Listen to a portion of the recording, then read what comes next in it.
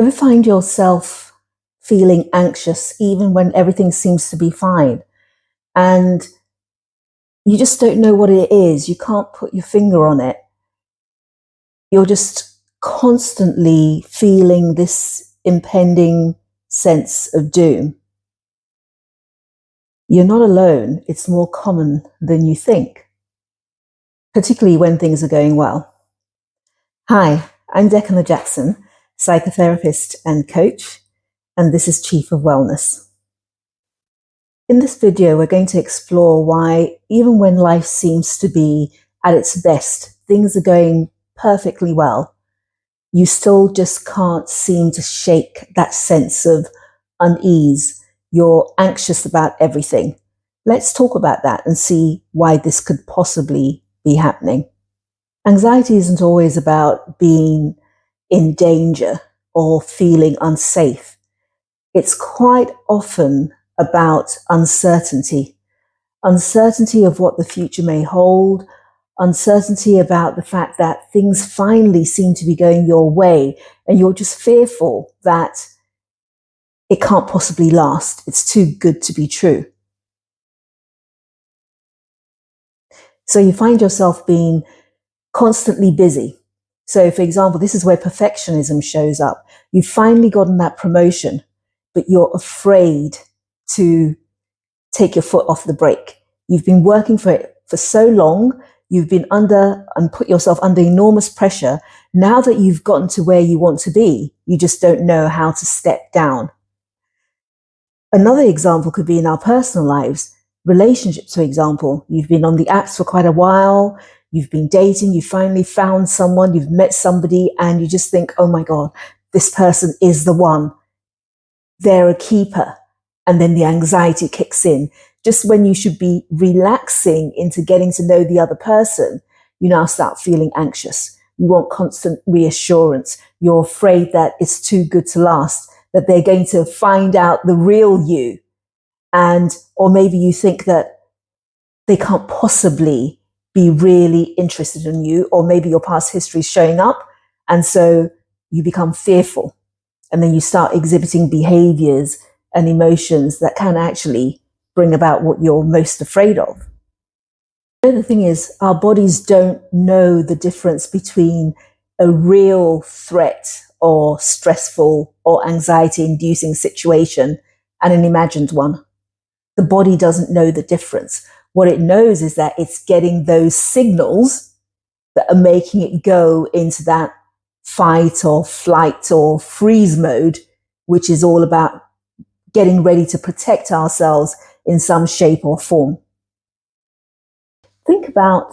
Just take a moment to think about the last time you found yourself feeling quite fearful, but you couldn't really put your finger on it. Now, one of the good ways of helping ourselves manage anxiety, because it's natural to be anxious, but chronic, which means constant level of anxiety, is when the damage gets done to us. So think about a time when you found yourself with this feeling of disease or you were anxious about something. What was it? Now, this is where, when we know ourselves, it can be helpful. So what I'd like you to do is either pause the video now or afterwards, take some time to think about it and then come back and watch this video again. And what I want you to do is think about your triggers, because the body is always sending us warning signals. And one of the things I like to do with clients is get them to tune into themselves. So for example, we all have our own internal radio frequency, as I like to describe it. And when we start getting to know ourselves, we can know that we have certain symptoms that the body is telling us that I don't feel comfortable. I'm starting to get anxious before we go into the full-blown panic attack. And this can happen anywhere.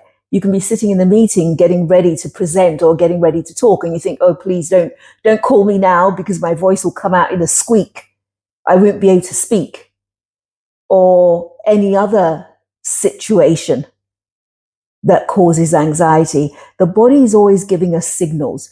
So what I'd like you to do is to think about just before you realize that I'm really anxious and I'm about to shut down, or I'm just really anxious and I'm starting to breathe fast, hyperventilate, whatever's going on, what were the signals your body was sending to you before you got to that place where your brain told you and you were conscious that I'm anxious as an individual?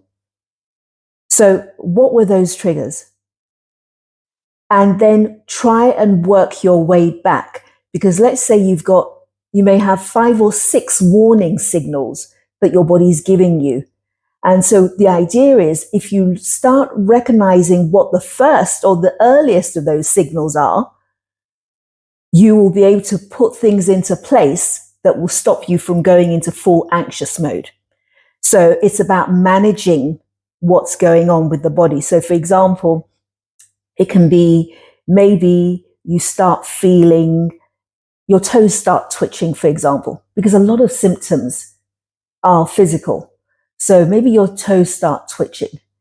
Then you realize that maybe you've got a feeling in the pit of your stomach. And then maybe you start feeling constricted in your chest, and then maybe in your throat. So try and identify what your signals are. And then, so the idea is that you know that if usually I will get my toes start twitching, then I feel something in my tummy, and you start tuning into your body before you get to the 6th thing, which is where you're really anxious and can't control the situation.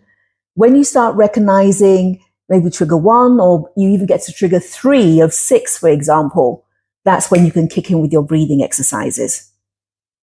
Next time anxiety kicks in, it doesn't mean there's anything wrong with you. You're not deficient in any way. You're just having a normal human reaction.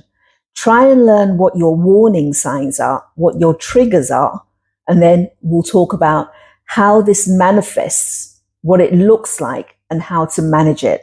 So if you'd like to find out more, hit subscribe so that you can get notified when the next video comes out, and we're going to be talking about the physical manifestations in the body and the impact it can have, and then how we can manage those things. Until then, take good care of yourselves.